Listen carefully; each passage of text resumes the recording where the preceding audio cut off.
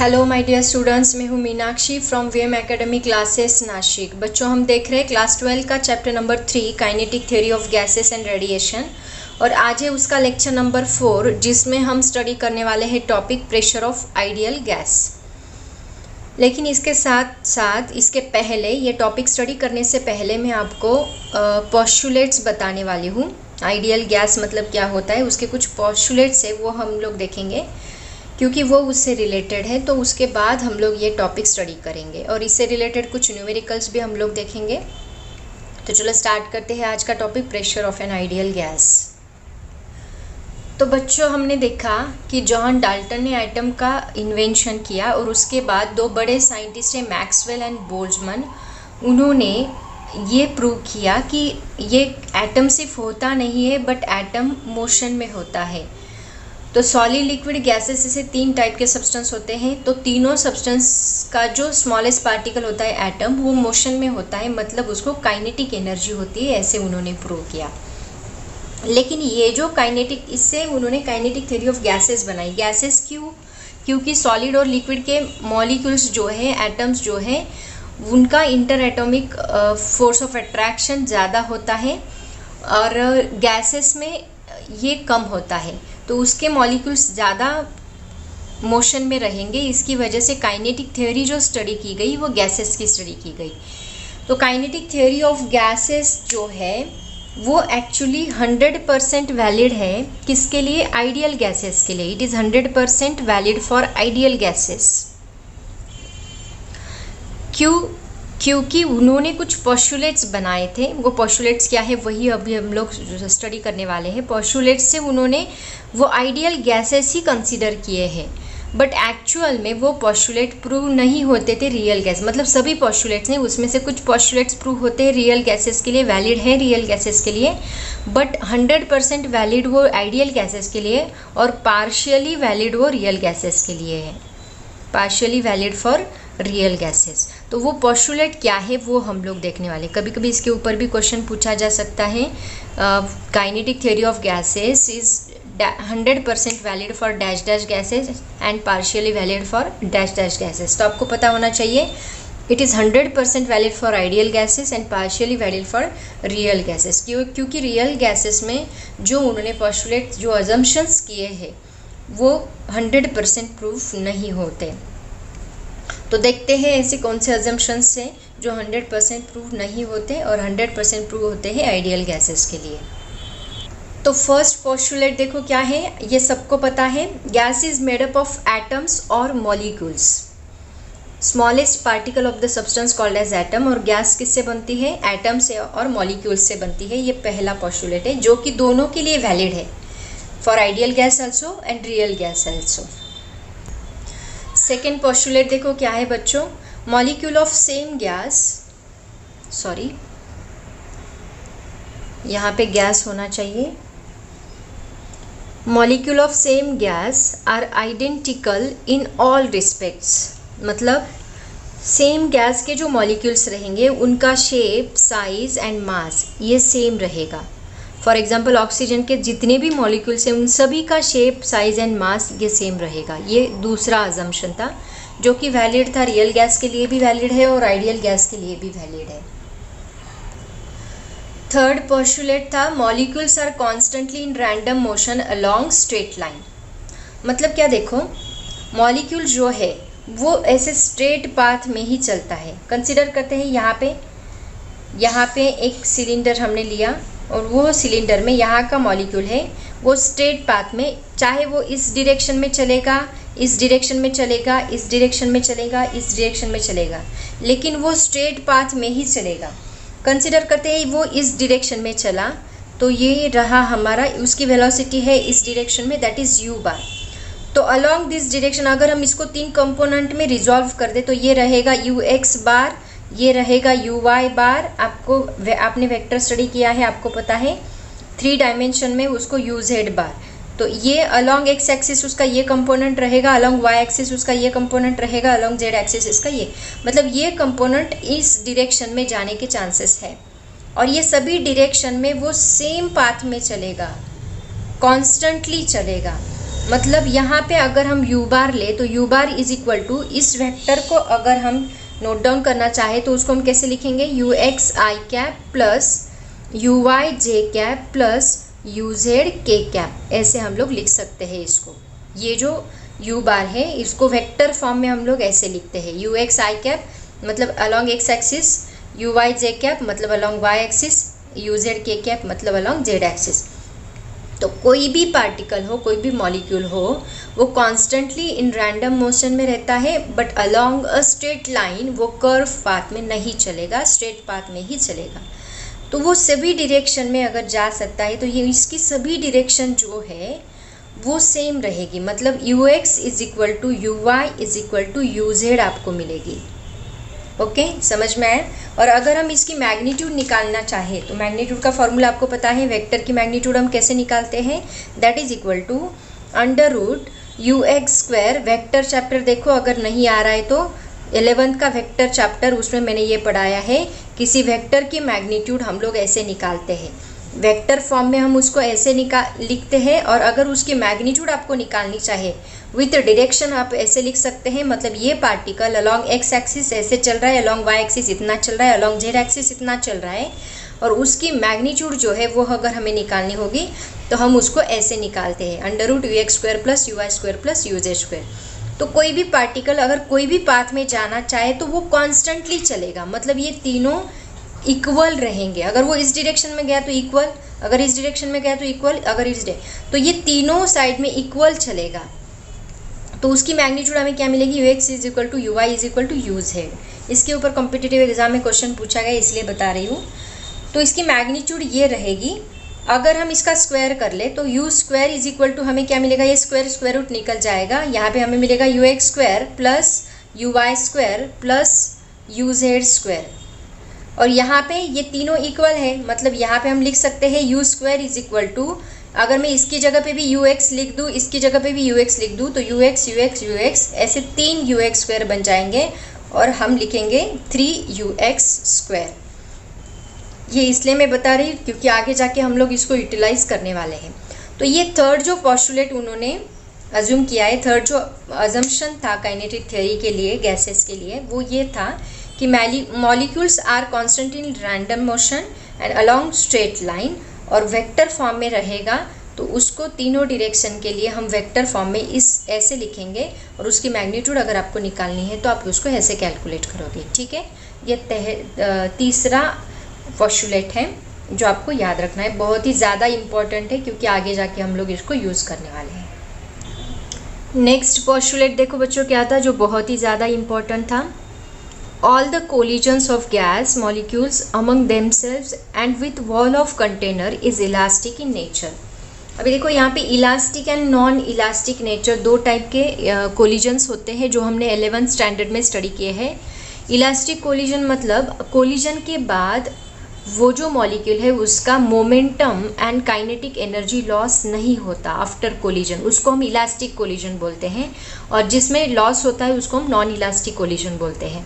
तो यहाँ पे जो कोलिजन होगा, अभी कंटेनर में मॉलिक्यूल से हम लोग बोल रहे हैं कि ये मॉलिक्यूल्स कंटिन्यूसली रैंडम मोशन कर रहे हैं, इधर उधर घूम रहे हैं, इसका मतलब ये मॉलिक्यूल इसके ऊपर कोलाइड होगा या फिर ये मॉलिक्यूल वॉल के ऊपर कोलाइड होगा, और कोलिजन के बाद वो यहाँ से रिटर्न आएगा तो उसका मोमेंटम चेंज होगा। मतलब इस डायरेक्शन में मोमेंटम था, अभी इस डायरेक्शन में यहाँ पे प्लस था, यहाँ पे माइनस होगा, यहाँ पे प्लस मोमेंटम था, यहाँ पे माइनस रहेगा, डायरेक्शन चेंज हो गई उसकी वजह से। लेकिन इसके मोमेंटम में लॉस बिल्कुल भी नहीं होगा, मोमेंटम एज इट इज़ रहेगा, उसकी वेलोसिटी एज इट इज़ रहेगी, और उसकी वेलोसिटी एज इट इज़ है मतलब काइनेटिक एनर्जी भी एज इट इज़ रहेगी। तो उसकी काइनेटिक एनर्जी में और मोमेंटम में लॉस नहीं होता कोलिजन के बाद, वो एज इट इज़ रहता है। समझ में आया सबको, ये बहुत ही इम्पॉर्टेंट पॉस्टुलेट है जो इन्होंने, और ये आइडियल गैसेस और रियल गैसेस दोनों के लिए भी वैलिड था। Okay, now the next postulate is also very important. The pressure of a gas is due to collision of molecules with wall of container।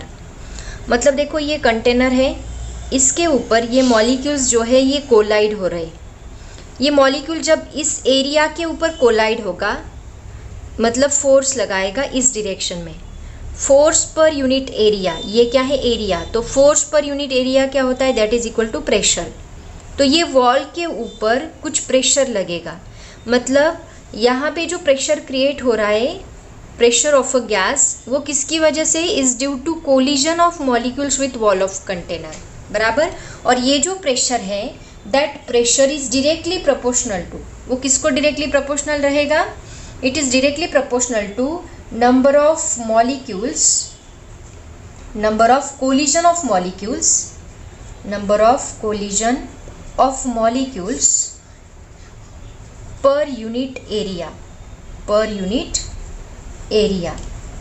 मतलब एक सिंगल एरिया के ऊपर कितने मॉलिक्यूल्स कोलाइड हो रहे हैं, उसके ऊपर ये प्रेशर डिपेंड करेगा। जितने ज़्यादा कोलिजन्स उतना ज़्यादा प्रेशर, जितने कम कोलिजन्स उतना कम प्रेशर। सो ये जो प्रेशर क्रिएट होता है वॉल्स के ऊपर ड्यू टू द गैस, वो कोलिजन ऑफ मॉलिक्यूल्स की वजह से होता है। Okay, so it is also very important here. The kinetic energy of gas depends only upon absolute temperature, not on nature. This is also very much important postulates of kinetic theory of gases. Kinetic energy जो है gas की depends only on absolute temperature. Absolute temperature क्योंकि सभी temperature यहाँ पे हम kelvin में ले रहे हैं, तो इसकी एनर्जी बस टेम्परेचर पे डिपेंड करेगी, नेचर पे डिपेंड नहीं करेगी। चाहे हाइड्रोजन का गैस हो, चाहे ऑक्सीजन का गैस हो, उसका नेचर कौन सा है उसके ऊपर डिपेंड नहीं करेगी, बट उसके टेम्परेचर पे डिपेंड करेगी energy. It is very much important postulates here. Next postulate देखो क्या है, the volume occupied by gas molecules is negligible when compared to volume of gas.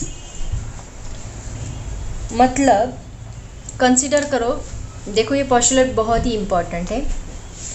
एक कंटेनर हमने लिया है, तो ये कंटेनर में ये गैस मॉलिक्यूल्स है, सभी जगह पे ऐसे स्प्रेड हुए, तो ये वॉल्यूम ऑफ गैस रहेगा। ओके, अगर हमने ये सभी मॉलिक्यूल्स एक जगह ले लिए, ऐसे यहाँ पे ये सभी मॉलिक्यूल्स को हमने एक जगह इकट्ठा किया, तो ये वॉल्यूम बहुत ही कम है एज़ कम्पेयर टू, ये वॉल्यूम इतना है गैस का, मॉलिक्यूल्स गैस का, लेकिन मॉलिक्यूल्स का वॉल्यूम इतना ही है।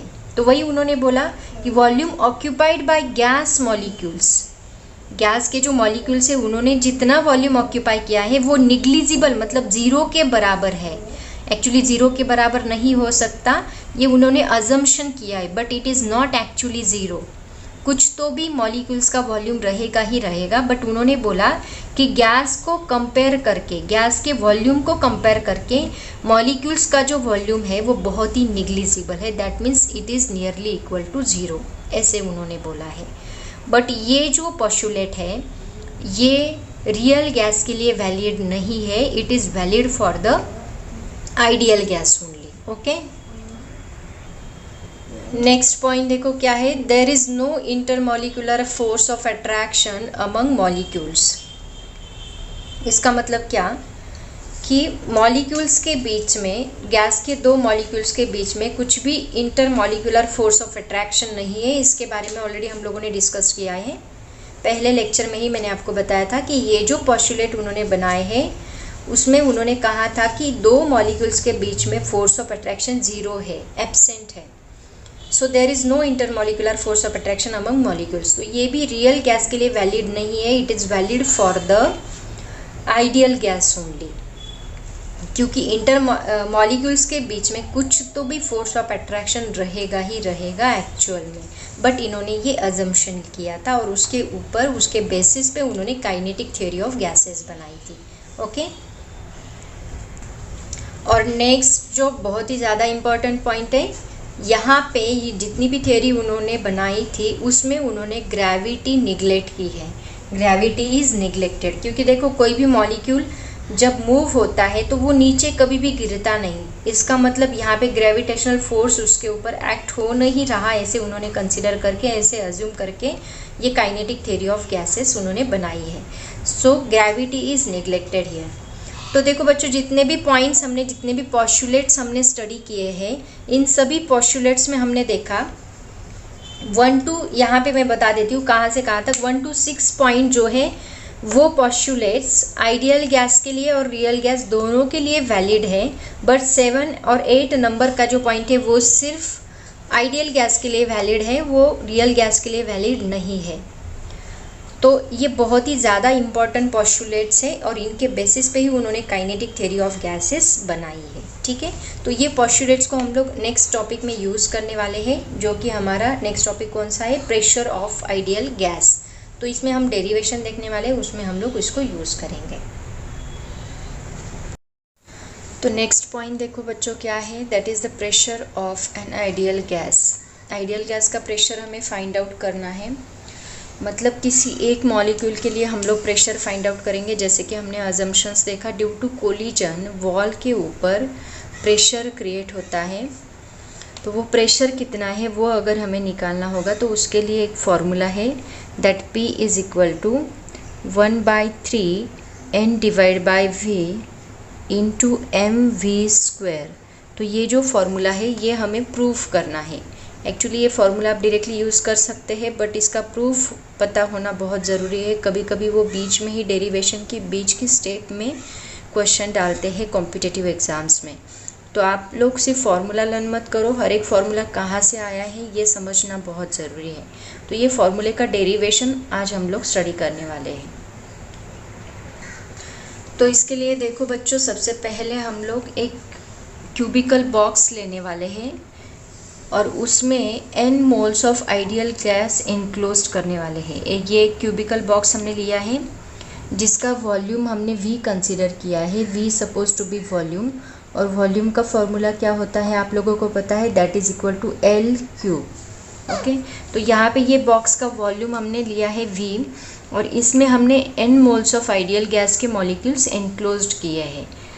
और इसके जो which is parallel to the coordinate axis, मतलब इसकी जो फेसेस है, इसकी जो वॉल्स है, ये वॉल x एक्सिस को पैरेलल रहेगी, ये वॉल z एक्सिस को पैरेलल रहेगी और ये वॉल y एक्सिस को पैरेलल रहेगी। ऐसे हमने उसको रखा है।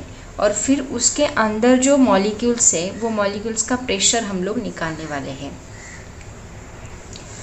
तो इसके लिए देखो V हमने वॉल्यूम कंसीडर किया है, L क्यूब लिया है, इसका मतलब इसकी जो साइड्स है, ये सभी साइड्स की जो लेंथ है वो हमने कितनी कंसीडर की है, that is L। So L is equal to length, सब गिवन पहले लिख लेते हैं। और ये जो बॉक्स हमने रखा है that is kept in a temperature T, constant temperature पे रखा है T जितने,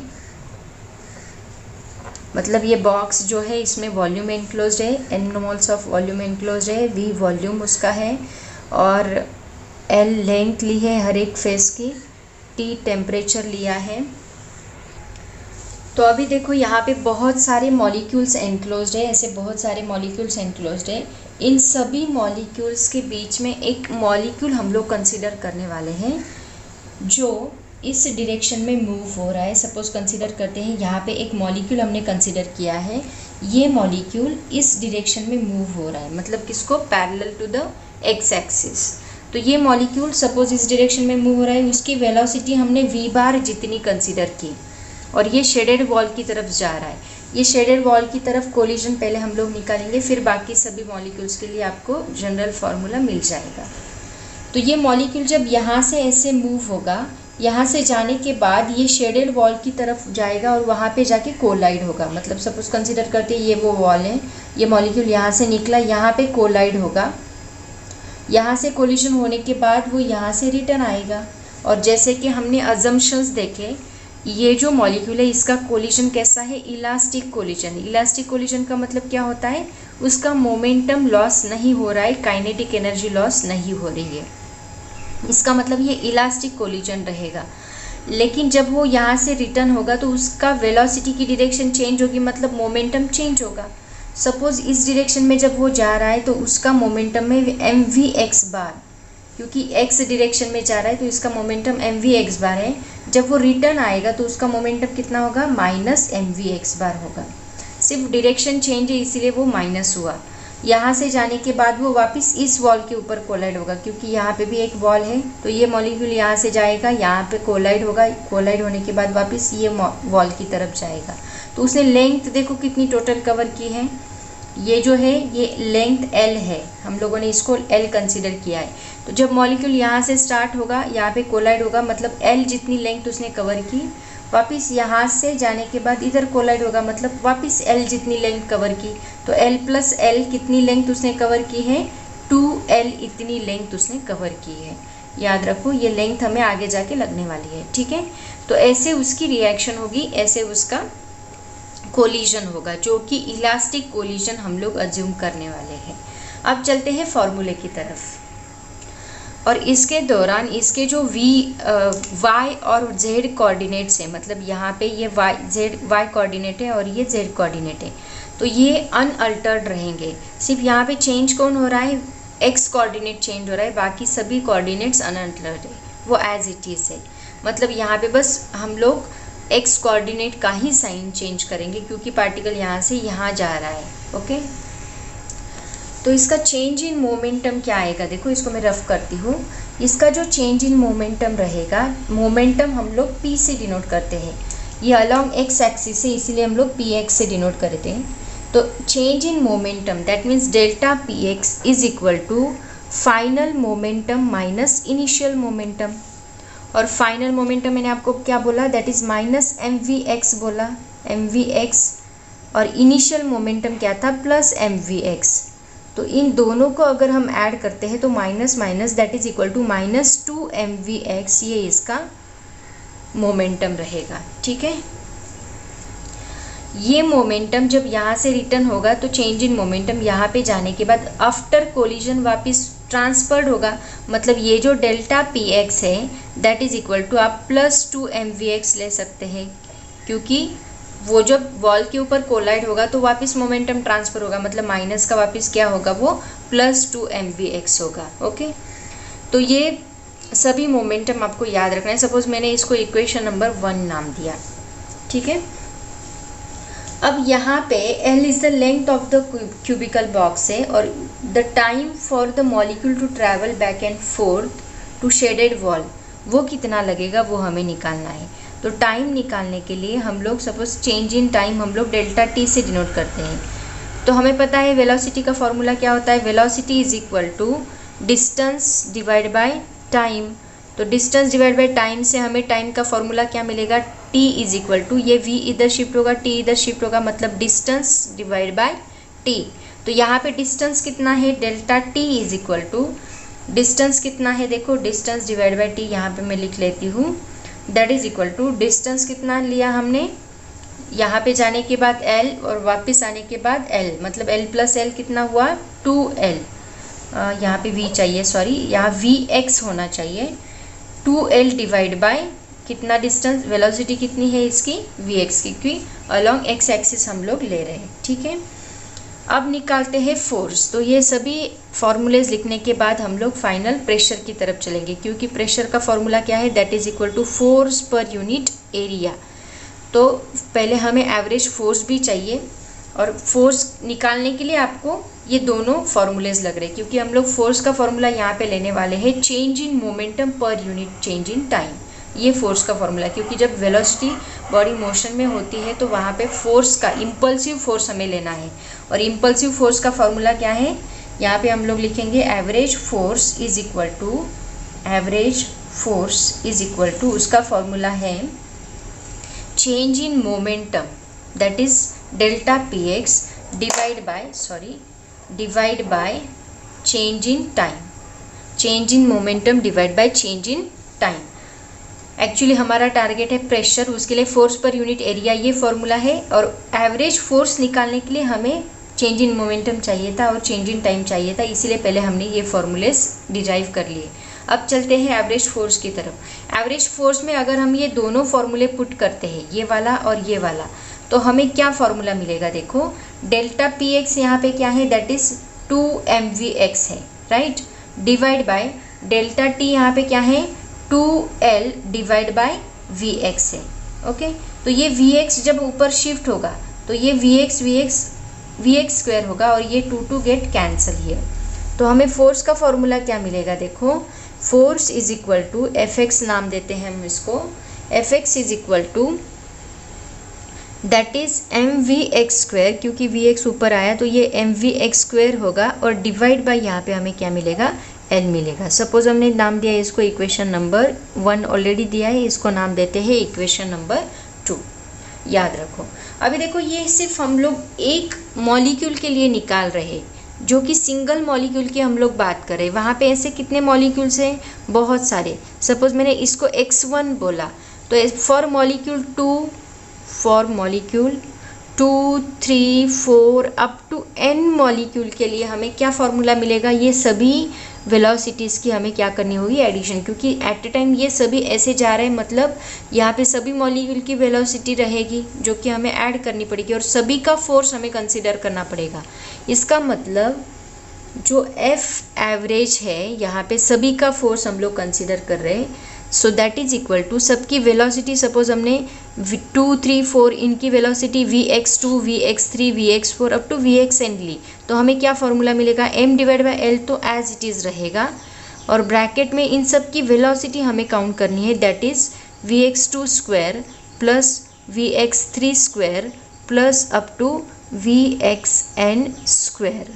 ओके, अब देखो ये जो एवरेज वेलोसिटी है, ये जो वेलोसिटी है इसका अगर हम लोग एवरेज निकालें तो हमें क्या मिलेगा,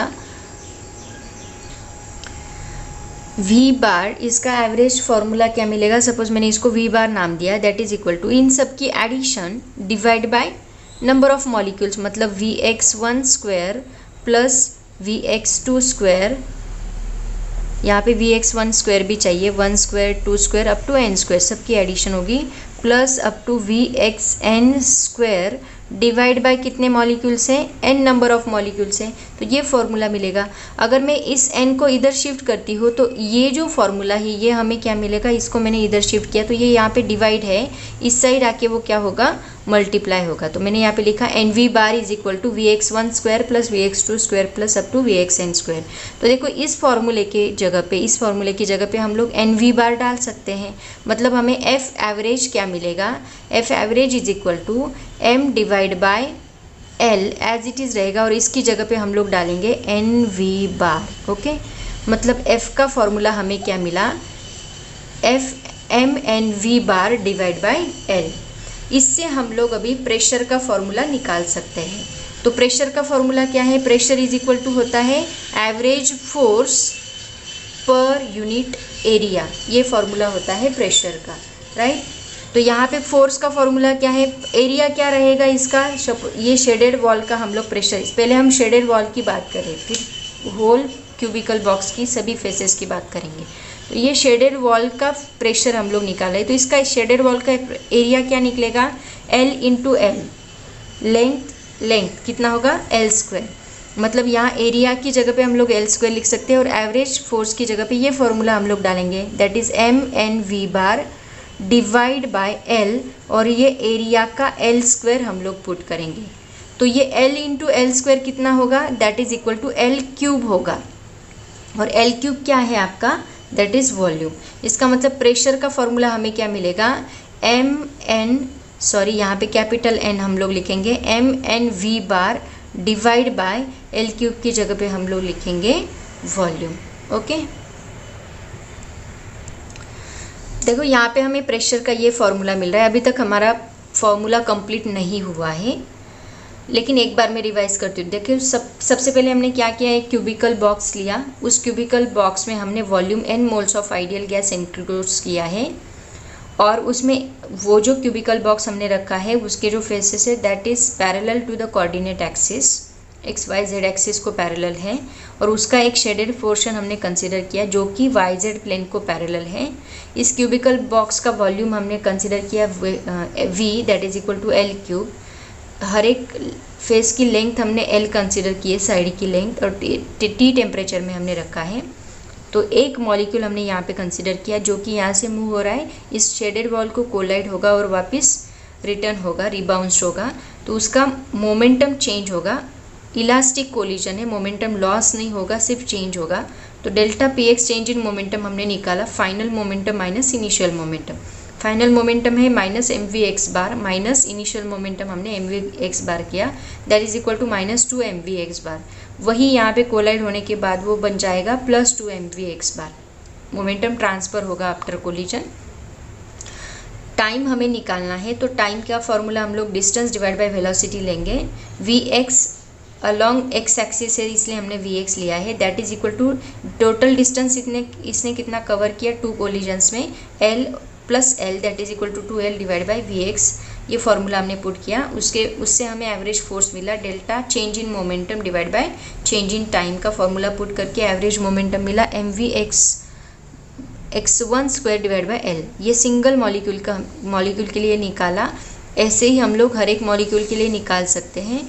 तो सभी मॉलिक्यूल्स की वेलोसिटी की एडिशन हमने यहाँ पे की और इसका एवरेज अगर हम निकाले, एवरेज वेलोसिटी अगर हम निकाले तो हमें फॉर्मूला मिलेगा v = सभी वेलोसिटीज़ का स्क्वायर डिवाइड बाय उनकी addition divide by number of molecule. वो नंबर ऑफ मॉलिक्यूल इधर मल्टीप्लाई किया तो ये जो ब्रैकेट है इसका फॉर्मूला हमें मिलता है nv बार। तो वो फॉर्मूला हमने एवरेज फोर्स के फॉर्मूले में पुट किया nv bar divide by l। इससे हमें प्रेशर का फॉर्मूला मिलेगा। प्रेशर इज इक्वल टू होता है average force divide by area. तो एवरेज फोर्स का फॉर्मूला हमने पुट किया, एरिया का formula l² into this l³ हमें मिलेगा। l³ क्या है यहाँ पे? वॉल्यूम। तो ये फॉर्मूला याद रखो, आगे हमें और इसको डिराइव करना है। फाइनल फॉर्मूले तक हम लोग नहीं गए अभी तक, तो इसको पहले मैं रफ करती हूँ, बस ये फॉर्मूला हमें लगेगा। तो देखो बच्चों, हमें फॉर्मूला मिला था P = mnv bar divide bye v। यहाँ पे देखो याद रखो, ये जो v है ये वॉल्यूम का v है और ये वेलोसिटी का v है, ये दोनों अलग अलग v है। ओके, अब देखो यहाँ पे हमने अजम्पशंस में पोस्टुलेट जब स्टडी किए तो मैंने एक बात बताई थी, वेलोसिटी की बात की थी। ये जो वेलोसिटी है वो इस डायरेक्शन में है, इस डायरेक्शन में है। डायरेक्शन इसकी डिफाइन नहीं है, कौन सी डायरेक्शन में है वो हमें प्रॉपर पता नहीं है। तो मैंने आपको बोला था वहाँ पे हमने u बार कंसिडर किया था और u bar is equal to हमने क्या लिखा था, ux² + uy² + uz², ऐसे हमने लिखा था। और मैंने आपको बोला था कि बाय सिमेट्री हमें पता नहीं इसकी जो डायरेक्शन है वो प्रेफर्ड नहीं है, इसका मतलब वो सभी डायरेक्शन में इक्वल अमाउंट से जा सकता है, इक्वल वेलोसिटी से जा सकता है। इसका मतलब हम बोल सकते हैं ux = uy = uz। ये ऑलरेडी मैंने आपको बताया और इससे हमने डिफाइन भी किया था u बार, सॉरी यहाँ पे स्क्वायर चाहिए, u bar square is equal to, क्योंकि अंडर रूट हमने लिया था तो स्क्वायर निकाला था। तो u bar square is equal to क्या होता है, दैट इज इक्वल टू होता है ux² + uy² प्लस इसकी जगह पे अगर मैं ux डालती हूँ तो ये 3 ux बनेंगे। इसके लिए हमने लिखा था 3ux², यहाँ पे स्क्वायर है ना। So u² bar is equal to 3ux² है। तो ये जो हमने लिया है ये कौन सी डायरेक्शन में लिया है, दैट इज x डायरेक्शन में। तो यहाँ पे ux² इज इक्वल टू हमें क्या मिलेगा, अगर u की जगह पे हम लोग v कंसिडर करें तो यहाँ पे v² इज इक्वल टू हमें क्या मिलेगा, 3vx² मिलेगा, राइट। बस हमें क्या करना है, u की जगह पे v लेना है। तो यहाँ पे मैंने vx² इज इक्वल टू हमें क्या मिलेगा, v² डिवाइड बाय 3 मिलेगा। Am I clear? क्योंकि इसकी डायरेक्शन डिफाइंड नहीं है, ठीक है। वही अभी हम लोग यहाँ पे vx के लिए करेंगे, तो इसको मैं रफ करती हूँ। तो यहाँ पे देखो v के लिए हमें क्या मिलेगा formula, v² is equal to vx² + vy² + vz², right. And by symmetry हमें पता नहीं है कि उसकी डायरेक्शन कौन सी है, तो सभी डायरेक्शन से वो इक्वल अमाउंट से जा सकता है। तो हम बोलेंगे vx is equal to vy is equal to क्या है, vz है। तो अगर हम यहाँ पे पुट करते हैं v² is equal to vx² + vx² + vx², अगर हमने पुट किया तो हमें मिलेगा 3vx²। इसका मतलब vx² इज इक्वल टू हमें क्या मिलेगा, ये 3 इधर मल्टीप्लाई होगा, सॉरी डिवाइड होगा, तो ये हमें मिलेगा v² डिवाइड बाय 3। अगर ये vx की जगह पे हम लोग ये फॉर्मूला पुट करें तो हमें प्रेशर का फॉर्मूला क्या मिलेगा, 1/3 हम लोग साइड में निकाल लेते हैं। 1/3 m into n into vx की जगह पे पहले मैं डालती हूँ, उसके बाद आपका कन्फ्यूजन होगा। vx² की जगह पे हम क्या पुट करेंगे, v² divide by 3 divide by ये v एज इट इज़ है यहाँ पे, ठीक है, इसको बाहर हम लोग बोल सकते हैं क्योंकि वेलोसिटी है। तो ये 1/3 अगर मैं बाहर निकाल लेती हूँ, मतलब 1/3 ऐसे लिखती हूँ, तो मुझे फॉर्मूला मिलता है mn(v)² डिवाइड बाय v। यही फॉर्मूला हमें प्रूव करना था और इसको हम मॉडिफाई करके लिख सकते हैं p इज इक्वल टू 1/3। इस n/v को हम लोग एक जगह लिखेंगे और बचा हुआ m एंड v² को हम लोग एक जगह लिखेंगे, तो हमें ये प्रेशर का फॉर्मूला मिलता है जो कि हमें डिराइव करना था, प्रेशर ऑफ आइडियल गैस। तो प्रेशर ऑफ आइडियल गैस क्या है? P is equal to 1/3 n/v m into v²। समझ में आया सबको? ऐसे ये फॉर्मूला डिराइव करना है। तो देखो बच्चों, इसके ऊपर एक न्यूमेरिकल पूछा गया है एक्सरसाइज में, वो न्यूमेरिकल हम लोग सॉल्व करते हैं। न्यूमेरिकल देखो क्या है, a gas in a cylinder is at a pressure P if the masses of all the molecules are made 1/3 of their original value and their speeds are doubled, then find the resultant pressure। देखो पहले मैं आपको इसका meaning बताती हूँ। उन्होंने क्या बोला है, सपोज एक सिलेंडर लिया और उसमें गैस भरा है। इनिशियली मतलब ओरिजिनल गैस जो है, उस ओरिजिनल गैस का प्रेशर हमने P1 कंसिडर किया और M1 उसका मास कंसिडर किया एंड V1 उसका स्पीड कंसिडर किया इनिशियली। और फाइनल उन्होंने कुछ यहाँ पे चेंजेस दिए हैं, मतलब गैस इसमें भरने के बाद उसका प्रेशर चेंज हुआ, मास चेंज हुआ और वेलोसिटी भी चेंज हुई। वो कितनी है वो उन्होंने बताया। तो सबसे पहले हम गिवन लिख लेते हैं। गिवन देखो उन्होंने क्या बोला है, given gas in a cylinder is at a pressure P, मतलब P1 इज इक्वल टू उन्होंने बोला है P प्रेशर पे है। If the masses of all the molecules are made 1/3 of their original molecule. Original मैंने क्या बोला, M1। तो अगर मैं उसके मासेस M2 कंसिडर करती हूँ तो ये कितने हो गए, 1/3, मतलब M1 डिवाइड बाय 3 हो गए ओरिजिनल मासेस से। उसके बाद वेलोसिटी उन्होंने क्या बोली है, आगे रिलेशन क्या दिया है वेलोसिटी का, and their speeds are double, मतलब V2 कितना हो गया, डबल हो गया ओरिजिनल स्पीड से। और हमें फाइंड आउट करने के लिए बोला है रिजल्टेंट प्रेशर, मतलब आपको P2 कैलकुलेट करना है। इसी फॉर्मूले के ऊपर बेस न्यूमेरिकल है जो अभी अभी हमने डिराइव किया है। तो उसके लिए सबसे पहले फार्मूला लिख लो। फार्मूला क्या है अपना, P is equal to 1/3 n divide by v m into v²। Okay, ये फॉर्मूला है।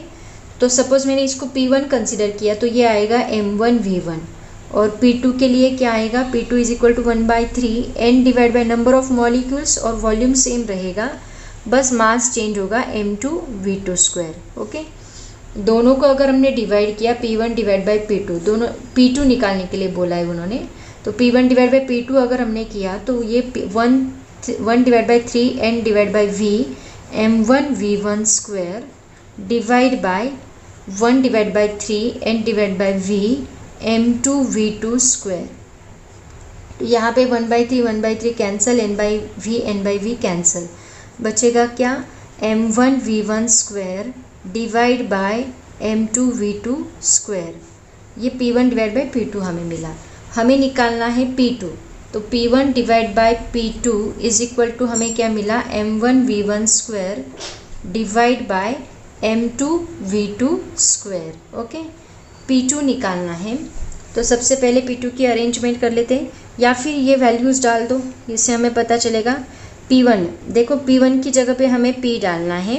मैं वैल्यूज़ डाल देती हूँ। P1 की जगह पे हम डालेंगे P डिवाइड बाय क्या रहेगा, P2 is equal to m1 as it is रहने दो, v1² एज इट इज़ रहेगा, डिवाइड बाय m2 की जगह पे हम डालेंगे m1 divide by 3 into v2 की जगह पे हम डालेंगे 2v1, उसका स्क्वायर है, मतलब ये आएगा 4v1²।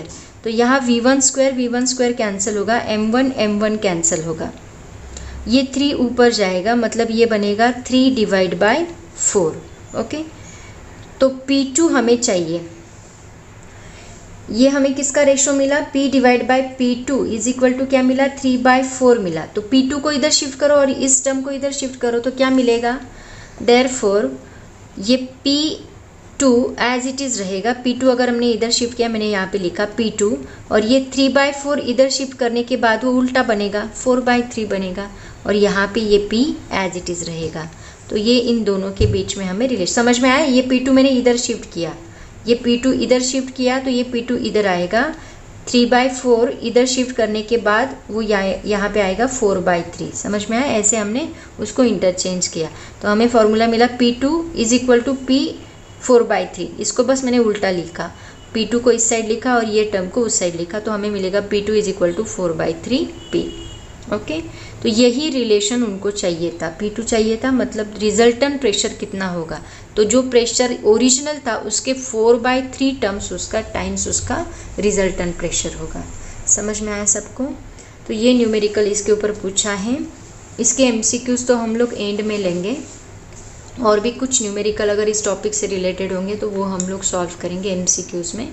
तो आज के लिए इतना काफ़ी है बच्चों, पढ़ाई करते रहो। Thank you so much and bye bye.